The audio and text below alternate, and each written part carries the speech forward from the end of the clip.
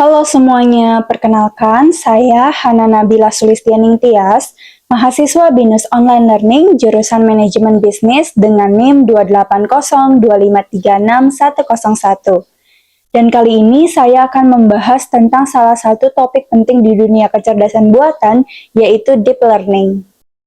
Deep Learning adalah bagian dari machine learning yang menggunakan struktur mirip otak manusia, namanya jaringan saraf tiruan atau Artificial Neural Network. Disebut deep karena jaringan ini punya banyak lapisan tersembunyi yang membantu model belajar lebih dalam dan kompleks.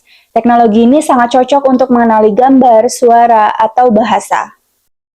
Cara kerjanya bisa dibayangkan seperti ini. Pertama, data masuk lewat lapisan input, lalu diproses oleh lapisan tersembunyi yang mencoba mengenali pola di dalam data. Setelah itu, hasil akhirnya keluar di lapisan output. Selama proses pelatihan, model akan terus menyesuaikan bobot antar neuron agar hasil prediksinya makin akurat.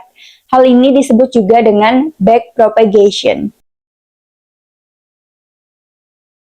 Terdapat beberapa jenis jaringan dalam deep learning. Yang pertama ada ANN, yaitu versi dasar jaringan saraf. Lalu yang kedua ada CNN, yang sering dipakai untuk pengenalan gambar dan video. Dan yang terakhir ada RNN, digunakan saat data punya urutan, misalnya dalam teks atau suara.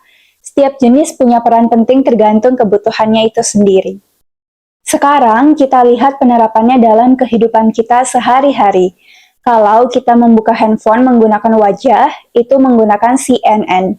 Kalau kita menggunakan Google Translate atau dengan Siri berbicara, itu merupakan tugas dari RNN. Lalu mobil Tesla yang bisa menyetir sendiri, itu menggunakan gabungan antara CNN dan RNN. Bahkan untuk deteksi penyakit dari X-ray, dokter sekarang juga dibantu deep learning juga. Dan yang paling sering kita gunakan yaitu sistem rekomendasi di TikTok, YouTube, atau Spotify. Jadi, deep learning membuat komputer bisa belajar dari data yang sangat kompleks. Dari gambar, suara, sampai bahasa, semuanya bisa diproses secara cerdas. Dan yang menakjubkannya, teknologi ini bukan cuma sekedar teori, tapi sudah nyata kita pakai dalam kehidupan sehari-hari.